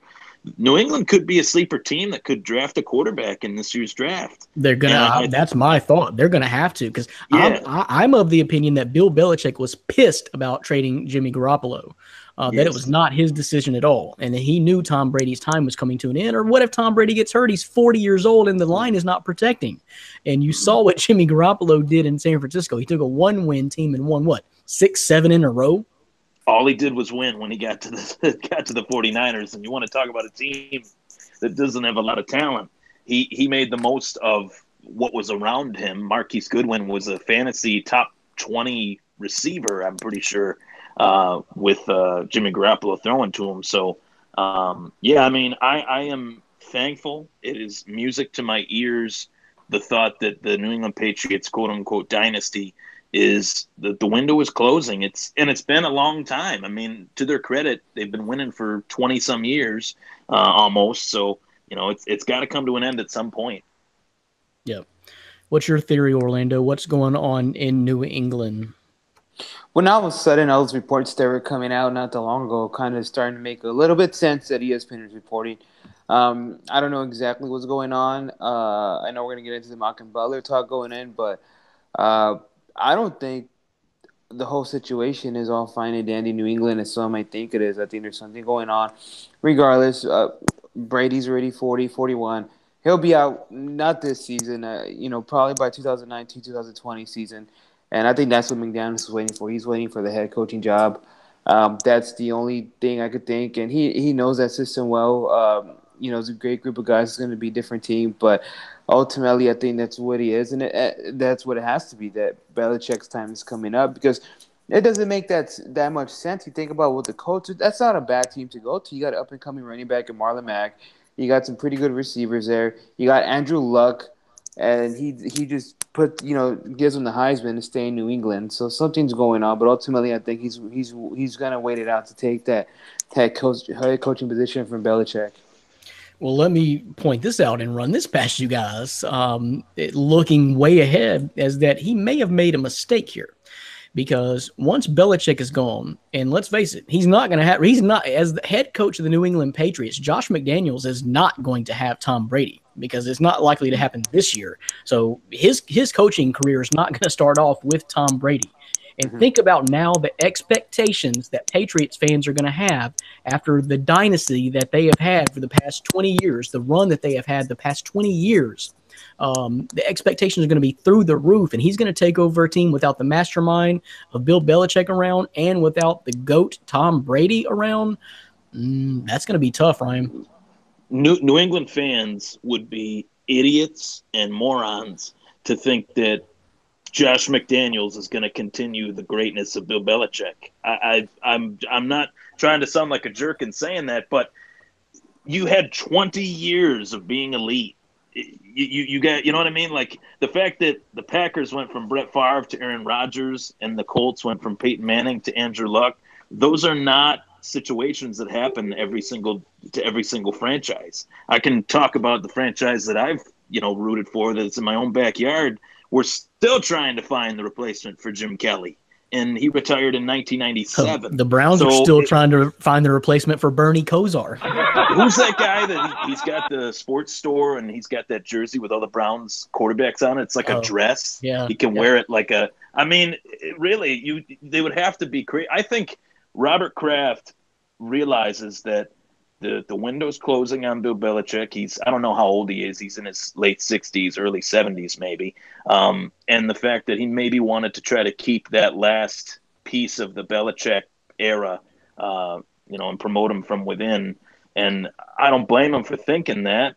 He's a very smart guy. He's one of the best owners in sports, but you won't have the 6th-round greatest draft steal that there's ever been as your quarterback anymore. And that's just the reality of the situation. Well, and just the decisions of the moves that they do, bringing in, troubled players in the past, and just knowing which free agents to bring in, which veterans to bring in, and making them click, and which draft moves to make, and just fitting it all together. That's it's a level of brilliance that's hard to achieve, and you're just not. And you mentioned the level of excellence. Look, they're going to have to settle for a few playoff bursts here and there. It's just not. You're not going to have contain the level of success that Belichick and Brady's had. So you're right. If he'd have took the Indianapolis job, be thankful. Hopefully, if you would have taken the Indianapolis job, hopefully you have a healthy Andrew Luck coming back, and you have at least another 7-8 years of a really good Andrew Luck, I would think, and to build around that. So at least you don't have to worry about your quarterback position, and you can somewhat bring to Indianapolis what you had in New England, because you got an elite premier quarterback. We think Andrew Luck will finally bounce back and be that. But yeah, you may turn around in 4 or 5 years, and Indianapolis is the far more attractive job than New England. So I don't know.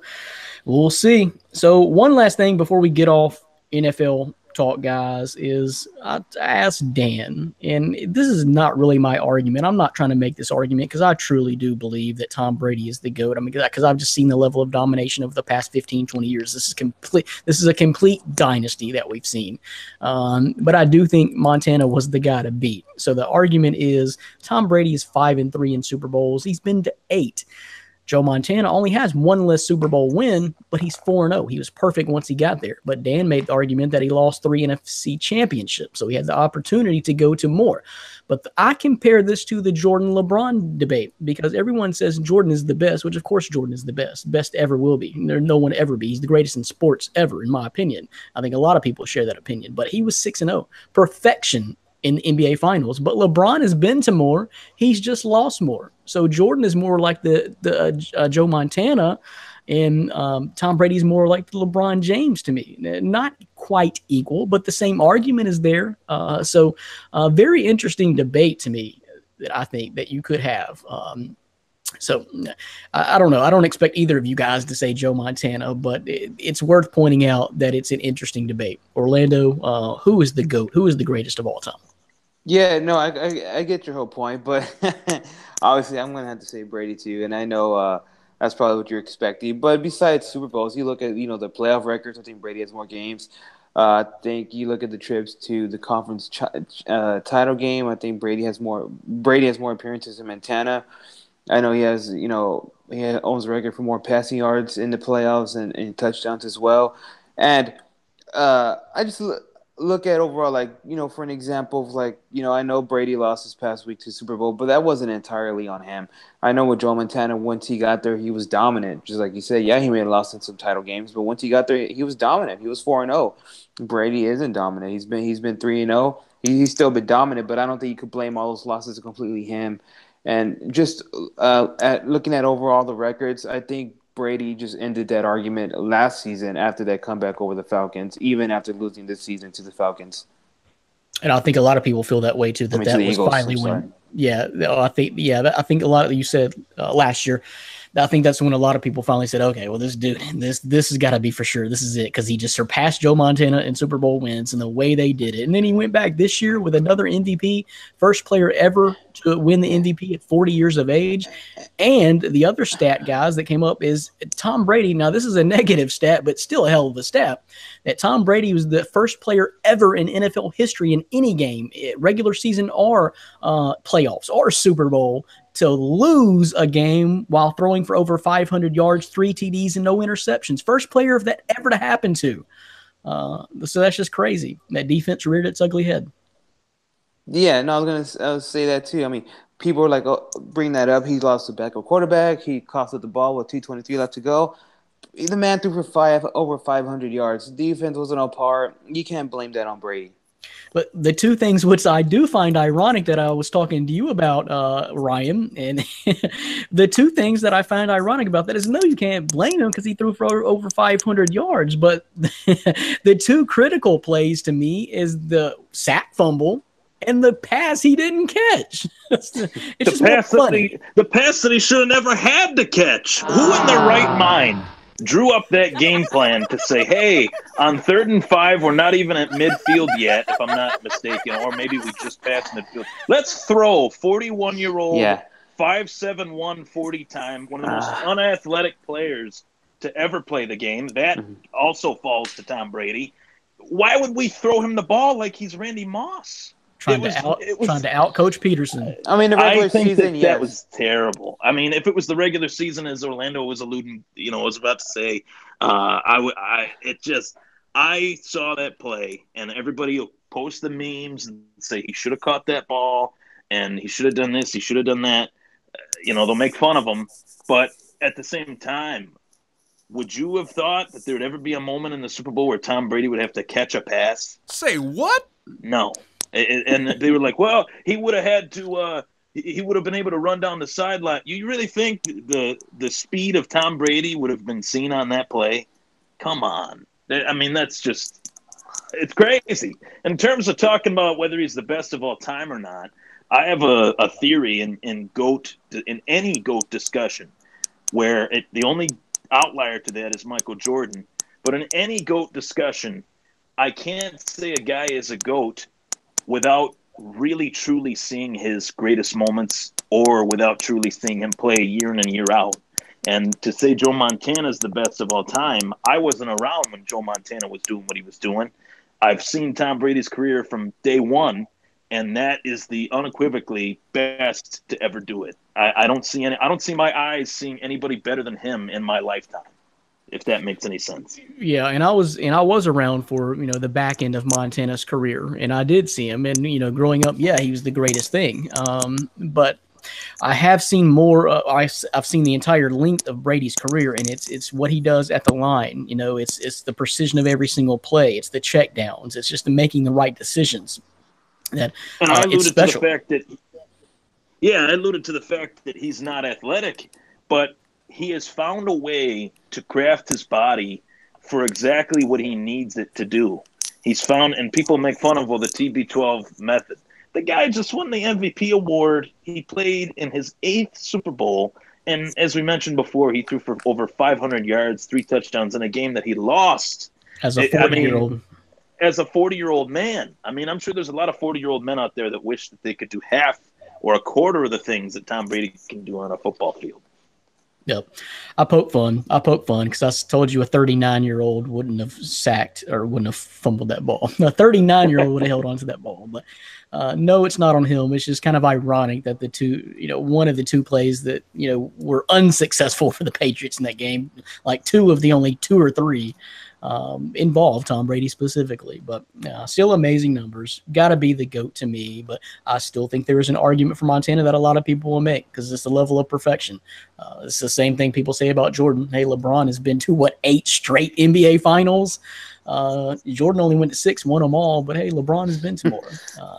So I don't know, interesting debate, but we'll close down NFL talk right there for this week. And it's all draft from here on out, guys. So when we pick back up on the podcast 2 weeks from now, it's going to be all NFL draft and getting you ready for that NFL draft and our live NFL draft show. So thanks for sticking around. We're going to talk NBA next. We're going to talk about the Cavs slide and the trade deadline coming up. Some just all-around NBA general news coming up next. You are listening to and watching My Fantasy Podcast from MyFantasySportsTalk.com. I am Brandon Reed. My other co-host, Dan Schalk, had some prior commitments, had to bail out a little early on us. So right now, it's just going to be me, Ryan Thomas, and Orlando Torres. So I tell you what, and I know you're not a big NBA fan, Ryan, but I know you've been keeping up with this Cavs slide. It's ridiculous. It's crazy. Orlando was all over top of it last night as the Cavs find new and more interesting ways to lose games. What was it, Orlando? They were up by 21 and lost by 18, something roughly like that. Yeah, no, they got off to a pretty good start. I think they had like 43 points in the first quarter, and LeBron is one of my favorite players, so I do watch a lot of Cavs basketball every, when I can. Going back to season 1, I think he's one of the best players we've had in this generation. And so I'm watching the game, and they look pretty good. They've been on and off to begin with. They win one, they lose one, and even when they win, it doesn't look pretty good. They were winning barely by 1 to 3 points. And I know you keep up with basketball, Brand. The Magic have not been anything pretty to look at either. I mean, they got some pretty good players, but overall, they're a team with still a lot to prove. And to see the Cavs going there up, score 43 points in the first quarter, up by 21, and to just completely break down and lose by 18 was just ridiculous. I was all over last night, but I just meltdown like that in the regular season, and I know it's just a regular season, but you look at teams to the Magic, and just like what you said, I don't even know they're going to get past round one. No, and the Magic are the second or third worst team in the NBA. They're 17-36. So a team like Cleveland should not be losing to a team like the Cavs. And it's not even that the Cavs blew that game and have been blowing leads and been getting blown out and play no defense anymore. It's their spirit is crushed. Isaiah Thomas is not what they thought he was going to be. He's made comments recently as if when controversy and struggles hit, they just go their separate way. Tyronn Lue was not the answer for that team. Never was. He was put in place. He's LeBron's puppet because LeBron could control him. That's exactly what LeBron wanted, so he could run the team the way he wanted to. Now the front office is not making all the moves LeBron wants, and it's just not going to work out. Then there was that report I shared with you today, Orlando, about LeBron apparently getting in a heated conversation and cursing at Cavs executives, which probably happened last year too, because when they weren't making the moves for the trade deadline. But now we're almost here, and they're not making moves. Like I said, it's not even the way they're losing as much as they're losing. It is just this team doesn't have it, and their spirit is crushed. Yeah, no, the spirit is crushed. I mean, it's pretty much it. LeBron knows it. I think everybody knows it. We've seen it before. But he did say he will not waive his no trade clause, so he will remain as a Cav for the rest of the season. But this is it. You really see it. I mean, and to be fair, LeBron's older. You cannot count on guys like Isaiah Thomas, J.R. Smith, Shumpert, Kevin Love is out. Channing Frye to help go in there and to help LeBron compete against guys like the Warriors, the Celtics, the Raptors, the Spurs, a lot of teams like that, the Clippers.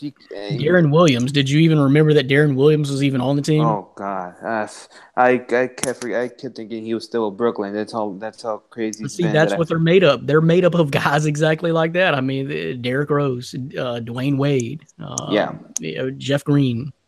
Yeah, and his age, LeBron. I mean, he still had a pretty good stat line. He had 25 points. I mean, that's good enough by LeBron to win a game, but you can't expect this guy to keep putting up 30 plus to 40 points a game to save the Cavs' lives. And you could just see it. He's just about done. Yep. Spirit is crushed, in my opinion. So trade deadline's coming up. We saw the Blake Griffin move, talked about that a little bit last week. One move that was made over the weekend, I believe, maybe Friday night, is I want to get your opinion on this real quick, Orlando. The Greg Monroe deal, because I believe that was a very underrated, under-the-radar move that has really made Boston a lot better.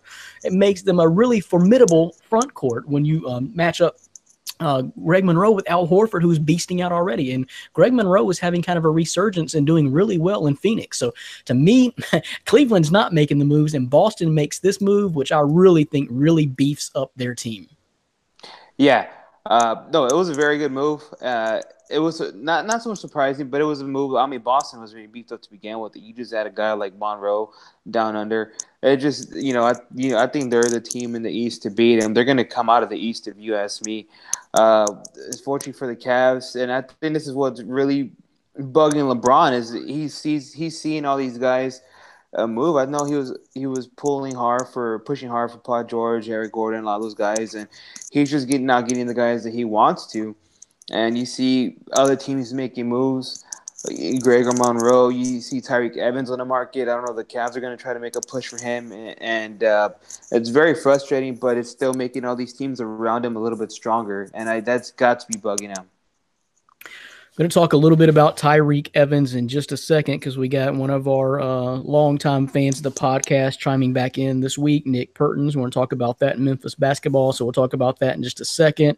And we'll move on. Trade deadline is tomorrow at some point. I don't know, 4 or 5 p.m. anyway, tomorrow, Thursday, February 8th. So we'll know a lot more in the next few days. They're kind of quiet right now. We'll see what happens. So let's bring Ryan Thomas back in here before we move on and start answering these mailbag questions we got, because something I talked briefly about with Dan Chalk a little bit earlier is a story I saw at some point last week is a lot of the baseball agents and sports agents are upset about the stalling period right now going on in Major League Baseball. And I don't keep up with baseball regularly to know whether that was, atypical or what's going on right now at this point. But we are talking about pitchers and catchers reporting, very soon, as Dan said, 6 days. And a lot of the free agents have not been moved. So kind of a slow stalling free agent period. So is this atypical, Ryan, or what's your take on this? It's partially atypical. I would say, I'm moving my chair here. It's partially atypical, but if I were to blame or point the finger at who I think has the most impact on where players go in terms of baseball, which is a little bit set up differently than the other sports. There's the winter meetings where oftentimes there's more trades in terms of the big moves rather than actual signings. So there's been a lot of players that are still available that are mostly represented by one guy, and that is Scott Boras, who has completely created a true evil empire in terms of how he represents baseball players and what he is able to fetch for his clientele. And the majority of the guys that are in waiting, to go to new teams, guys like JD Martinez, he's still highly sought after, mainly because of the fact that Scott Boras is overestimating his worth. And the sad part is, in baseball, the agent can overestimate a player's worth, and most of the time the player actually gets the money. So that's kind of where we're at right now. We're in a stalemate of just teams knowing who they need. They need that one guy to make their team, a little bit better. And they're represented by Scott Boras. Yep. And I also read something, though, in the piece that was like some of these MLB teams are not bringing in the money that they typically do, or, revenue is a little bit lower, and they're not willing to come off huge money as typical. I don't know, maybe it's the particular free agent class this year, but a lot of these franchises are just not willing to give up, serious bank, for these guys right now. It's mainly because of the fact that I think there's another theory to it too. It's mainly because of the fact that the 2019 MLB draft class, a free agency class, is going to be like, if I could compare it to NBA, it'd be like when LeBron and Bosh were free agents and there was the decision. We're about to see that in 2019 with guys like Bryce Harper and guys like Manny Machado. Manny Machado got an extra year on his deal. He got an arbitration. He had an arbitration meeting, and the Orioles and Machado said, "Well, we'll agree to this for this, this season, this next season." But the reality is he's going to get traded, and then there's going to be a cat and mouse game between him and the team that he gets traded to. And God forbid, I hope it's not the Yankees, but it's probably going to be. We'll see. There's about to be a lot of wild stuff happening in baseball between big name players going to different teams. Well, how about this one? I just saw today that the Yankees acquired Russell Wilson. Yes, that Russell Wilson. Did you see that? I saw something about that. Yeah, I did. What is he doing? What is he doing? It's like he's not going to try to be a two-sport athlete. He just wants to keep his pitching arm loose or something. I don't know. He was in spring training with the Rangers, if I'm not mistaken. Mm-hmm. Yeah. And that was the year after they won the Super Bowl. He actually played in spring. He participated in full spring training, which I thought was pretty wild. But I did. That's what it looked like today. That the Yankees acquired his rights from the Rangers, and he's going to play in the Grapefruit League. Not with the intention of playing baseball and being a two-sport athlete, just to stay in the game for the love of the game, I guess. So what would be a real story is if he played in the Arizona Fall League while he was playing for the Seahawks. That would be a story. Yeah, I don't know what his motivation is, but anyway, that was kind of interesting. But, all right, we'll answer mailbag questions coming up next after all the NBA, NFL talk, NBA talk, and even squeezed in some MLB talk there for you. So it's time to answer mailbag questions. You are listening to, and of course watching, My Fantasy Podcast from MyFantasySportsTalk.com. I am Brandon Reed, joined by Ryan Thomas of Thomas Take, the Thomas Take podcast, and Orlando Torres from San Ann. So the first question, guys, we're going to jump right into these mailbag questions. This is the first one that comes from Tony Peoples. Where does Nick Foles go after winning the Super Bowl? I personally think it'd be a mistake to let him go if I were the Eagles. Wentz may not be right again after that knee injury. So I kind of agree. It is a great point, Tony, that it just I think that Foles is going to demand at this point after winning the Super Bowl and legitimately winning a Super Bowl as a quarterback, not just kind of filling in, not Trent Dilfering it.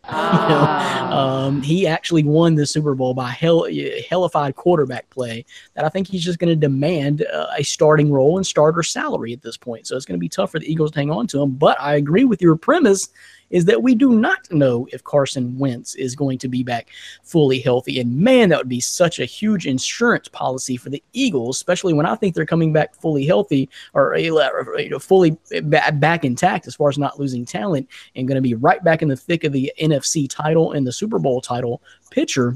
That'd be huge for them to be able to keep Nick Foles. But I don't know that that's going to happen. So other teams that I was looking at that need quarterbacks here, Bears, Cardinals, Bills, Jets, Browns, Broncos. I know Ryan will have his take on that because he's been lobbying for Nick Foles ever since about 6 o'clock Sunday. 6 o'clock Sunday? Yeah, no, or before that. I've been lobbying for him for 3 years, man. You just joined the club.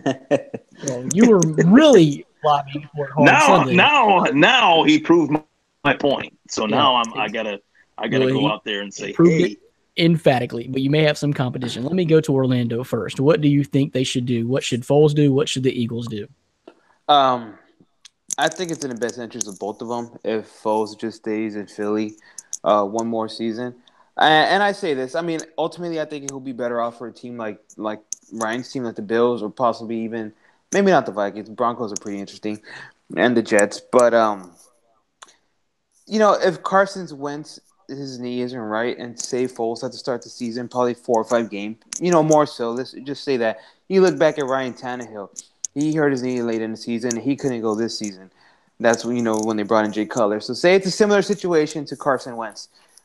If you're Nick Foles, you want to get the most money that you can make. Even if he starts out the season as a backup, if he stays in Philly, another team's still going to pay him going into the 2019 season because he's still going to be MVP, Super Bowl winning quarterback. But if I'm Nick Foles and Carson Wentz is going to be the starter whenever he's ready next season, and you get to start the season 3-4 games, whatever it is, you want to start out the season and go and put up more tape at the Super Bowl. If you can be consistent, winning, showing the chemistry with the team, so Nick Foles can say, "Hey, I wasn't just some underdog who had some lucky run." That happened to win a Super Bowl and couldn't do it again. You want to go in there and be like, I won the Super Bowl. I was MVP. I went in there. I beat Tom Brady. Started the 2018 season, and I have 4 or 5 games under my belt to show you how consistent I am. To show you that the Super Bowl run wasn't a fluke or some underdog story. And that's just my take on that. That's what I would see. Ultimately, I don't know what's going to happen because Nick Foles probably is not going to want to sit behind Carson Wentz after what he just did. But I think that would be the best for both Philadelphia and Nick Foles. And before I get to Ryan, you just think back of the 2017 season to begin with. It was the year of the backup quarterback. Look at Minnesota. You look at all these other teams that had just had their backups come in and just kill it. And you look at Philadelphia. You really can throw Kansas City into that mix because they made the choice to go to their backup quarterback officially in the offseason. Yeah. And you look at teams who didn't have a backup quarterback. Imagine the Patriots after they traded Garoppolo. Brady was down. They're not even in the Super Bowl. They're not beating the Jags. So I think that's pretty. Philadelphia's gonna have to look at that and say like, hey, we need to keep this backup here because for some reason Carson Wentz gets hurt again, or he's not feeling pretty good about that knee, and you don't got Nick Foles. I mean, who do you got? All of a sudden, you're not Super Bowl favorites. You're probably not even favorites to come out of the NFC East. So that's just my opinion. I would like Foles to stay at least another season, but I mean, who knows? All right, I think I know what Ryan's going to say, but let the campaigning begin. Okay, so as I alluded to earlier in the podcast, the Buffalo Bills are still trying to replace Jim Kelly, who was elected to the Pro Football Hall of Fame in 2002. Okay, so it's been a long time. It's been a long time since they had a quarterback. Okay, this is my plea to the Buffalo Bills, my plea to Brandon Beane, my plea to the Bills Mafia that think that trading the first two choices, the multiple first-round draft choices up, trading up, using those picks as ammunition to acquire a rookie. The last thing that the Buffalo Bills need right now, coming off a playoff season, is a rookie that's only going to provide them with a 2 steps forward, 1 step back season. Because Dan has said it, and I've said it a bunch of times. I really think that most of these rookies, outside of Josh Allen, and I do like Darnold and Mayfield a little bit, but outside of those three, I think that there is some real disappointment mixed in with some of the other names. Nick Foles showed up not just on Super Bowl Sunday, but throughout the 2017 season after Wentz's injury. He showed up against the Falcons, he showed up against the Vikings, and he showed up against the guy that we have all said is the best quarterback of all time. He didn't have as good of numbers in the Super Bowl as him, but regardless, he did what he needed to do. Hell of a resume, Yeah, the day and age of saying that Nick Foles is a backup is dead and gone. The guy is a true starting quarterback. He should be the most highly sought-after quarterback in the quote-unquote market, more than Kirk Cousins and more than Alex Smith. So the question is, what would the Buffalo Bills have to trade to acquire Nick Foles? And that's the other side of the coin. I think that Nick Foles would definitely warrant multiple draft picks going to Philly. And mentally, you got to think of it mentally for the AFC East. Buffalo playing the New England Patriots twice a year, it would be a true power move for Buffalo to go out and get Nick Foles. That way, the Patriots would say, we got to go up against this guy twice a season now? Oh, man. That would be interesting. Almost feel sorry for the Patriots. Almost. Not quite. That would be interesting. So, a lot of different opinions there. We'll see what happens. Very interesting, though. There you go. And, Bills got to be right up there with some teams. But there's another team right there in New York that needs a quarterback pretty bad, too. There are the Jets. And our next mailbag question comes from Thomas Samuel Ball. What veteran quarterback will the Jets go for? Kirk Cousins, Nick Foles, or Case Keenum? So I directly went to my man, DDT, the big Jets fan, and I got his take on this. So this is per DDT. They won't trade picks for Foles unless it's a third round this year and 1 pick from next year plus picks from the other, the team and or players. So Foles is too expensive for what the Eagles will want. So DDT says no to him. Cousins will be overpaid like crazy because he'll demand it, and he's likely to get it. But if the Jets don't want to break the bank and bring in a guy who could be a starter and draft a quarterback later in the draft, then their best shot is Case Keenum. So he's saying bring in Case Keenum as a proven guy who's not going to break your bank, and then go ahead and draft a guy you may feel comfortable with. So you're trying to cover your bases either way, but you're letting Case Keenum probably be the starter. And I kind of agree with that. Kirk Cousins is going to demand bank. I saw the Redskins are even thinking about tagging him again for whatever reason. I don't know why they would do that, but by tagging him again, if they tagged him again, he's going to be making over $30 million. He's been making crazy bank by getting tagged, probably more money than Kirk Cousins is worth. And we just talked about what Nick Foles is most likely going to be worth.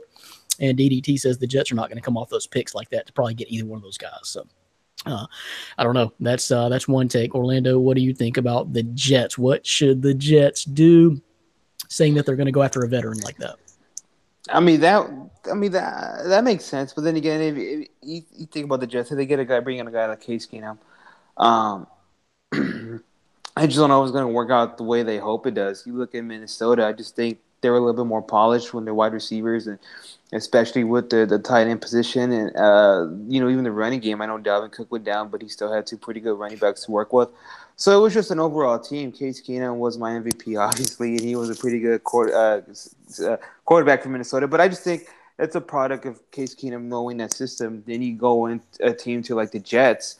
I just don't know if it's going to work out right away. I think that might be some bad news. I'm sorry to say that to Dylan, but I think they're better off going after a guy like Kirk Cousins, paying that money for a quarterback that they need. Ryan, what do you think about your counterparts there in New York and the Jets, and what should they do, assuming they're going to go after a veteran and not just rely strictly on the draft? I truly think that the Jets are going to draft Baker Mayfield. I've said that for a while. I just think that it's too good of a fit, just based on the fact that the Jets haven't had a draw on their team in a while. They haven't had that guy that they can market and be like, this is our guy. This is the guy that we're going to make the face of our franchise. Whether or not that's a good draft pick or not is another story. I think he's got some intangibles to be a decent quarterback, but he's also got some intangibles to be, Johnny Manziel out of the league in 5 years. Yeah. So, in terms of what they should do, I honestly, I might not be in the popular opinion with this one, but I didn't think Josh McCown was that bad this year. He exceeded all of my expectations. I know they didn't go to the playoffs or anything like that, but for a guy that's in his late 30s, early 40s, I think he's still got a little bit left. Mm-hmm. They won about 5 more games than everyone thought they would. So yeah. Well, that's fair. I mean, what more could you ask for? And I think that he's got a little bit left. I really do. That's a different, interesting spin to it. But thanks for the question, Thomas Samuel Ball. We'll see what happens with the Jets. So last one we promised you guys as far as the NFL here. This one comes from Rob Gronkowski's best friend. And I'm going to put it on there, Rob Gronkowski. You're not his best friend if you don't even know how to spell his last name. Let me throw that out there. Horrible job here. So I'm thinking you don't know Rob Gronkowski at all. So I'm putting it on the screen as you spelled it. But anyway, thoughts on Malcolm Butler being benched. Pats would have won if he played. Eric Rowe was terrible against the Eagles wide receivers. Yep, I got to believe that too. RG's best friend. Let's see. They gave up 41 points to the Eagles and decided to bench the player who played the most defensive snaps in the regular season for them. And he's already won you a Super Bowl. He was a very vital part of a piece and made a play to already win you one Super Bowl. I got to believe that. I really do. I got to believe that. Would have helped. It couldn't have hurt. And the excuse that I heard of if this really happened about missing curfew and getting caught with weed is I'm not condoning that. And I would have said he had more common sense right before the Super Bowl. But as a coach, am I going to bench him in the Super Bowl for that? No, I'm not. I'm going to play him. So I don't know if there was something more to that or not. But I got to believe that. Orlando, what do you think? Would they have won if they played Malcolm Butler? Yeah, they would have. I think they would have made a couple more stops because there was hardly any punts. And I think that ultimately that's what the game came down to. Who's going to get that first stop? Who's going to get that turnover? And it worked on Philadelphia's side. He needed a guy like Malcolm Butler on defensive end to help out the Patriots. So I totally believe that statement as well. Ryan? The tough part is with decisions like these is we can, but technically we can't. We don't know whether they would have won or not because he didn't play. So we just got to go by, do we think their chances would have been better to win? Yeah, I think their chances would have been better to win. And I think that these reports of him, curfew and marijuana and things like that, I honestly think it's all just a bunch of hoopla because you go back to the start of this season and even the off season, if I'm not mistaken, there were rumblings that he was going to be a part of the trade for Brandon Cooks with the Saints, and it never material. The Patriots got Cooks, but they never had to send the Butler back to the Saints. So I think that there's just friction between Butler and the Patriots that is gonna end, pretty soon with him leaving the team. I don't see him staying in New England much longer at all, and I don't blame him. I would his statement. I read it yesterday. Yeah, his statement. I read it yesterday on Instagram. Very professional. He seems like he's a good guy. I think that, and not only that, Tom Brady liked it and commented on it and said, "You're a great teammate, great guy, great father," and was just giving him all these great compliments. And he's one of the leaders of the team. I mean, there was no reason for him to be benched. I don't care what we find out. It was a stupid decision. That he played most snaps of any defensive player on the team, and dude is just a playmaker. Some guys are just playmakers. All it takes is one play, and he was that dude. So, I do believe there was a very high probability that the outcome would have been different if he played the most snaps of the defense again in the Super Bowl like he had all year. I have to believe that. So, thanks, RG's best friend. One more question here. This comes from our friends Nick and Judy Pertins chiming in. This is from Nick. Hey, MFST peeps. Sorry we were absent last week, but appreciate the shout out as always. Brandon, you know what's coming. Tyreek Evans, WTF are we doing? I mean, really, I just don't know anymore. Management is ruining what we built for a decade. I don't understand a rebuild. I mean, I understand a rebuild, but why not keep the actual talent you have and accrue more? Give me the new breed hot take. 100%. Tyreek is the best thing we go. And Tyreek, I've said this on the podcast for months and months and months. He is what we've been missing as a Grizzlies franchise for years since Rudy Gay. We need that scorer. We need that slasher. We need that guy who just gets buckets. That's what we've been missing. I don't know what's going on. They set him to trade him. It hasn't really materialized as of right now. So teams that are Boston is up there, Denver and Philadelphia are some of the hot teams that are really interested. Miami is in the mix too. I saw even Cleveland may want to get in the mix, but they were offering a first-round pick. It depends on what first-round pick. I don't really want Cleveland's first-round pick. I'd much rather have like maybe Denver's. I don't know. Not sure what kind of package Boston's going to put together, but I really haven't heard any movement today. Trade deadline is tomorrow, so we'll see, but completely agree, Nick. I don't know what's going on. I don't know why you want to move Tyreek. They paid a sack of nickels for him, and I want to keep him, man. I want to bring Mike Conley back. I want to bring Marc Gasol back at this point. I could see more trading Marc Gasol than Tyreek Evans at this point, but you're going to suck. You're going to get a fairly high draft pick, probably lottery pick. So keep your Tyreek Evans. Mike Conley comes back healthy. Maybe Chandler Parsons even comes back healthy. And with Marc Gasol, plus you add a pick and you try it again next year, keep trying to build this thing. But no one's beating the Warriors the next 2-3 years. So, whatever you decide to do, we'll see. But I don't agree with moving Tyreek. I'm with you, Nick Pertins. All right. Last question, guys. This, Ryan, I don't know if you've been on since we started doing this, but this is kind of a new segment. The folks have been throwing us food questions, so we call it the foodie question of the week. But this week, we're going to change it up. It's going to be the drinky question of the week. So this one comes from Deshaun Graham. What is your drink of choice? Beer? If so, what kind? Liquor? Wine? Or the bitch's choice wine coolers? My favorite is Johnny Walker. Sip that shiz on the hate. So I'll open it up to you guys. We'll start with Orlando. I saw you talking about import beers just the other day, like last night. So I know you got a hot take on this. Yeah, it's not so much import beer. I'm more of a craft beer guy. I like going to local breweries. So local stuff, or I like going to a kind of like a beer house, where I like to try beers from all over the country and all over the state.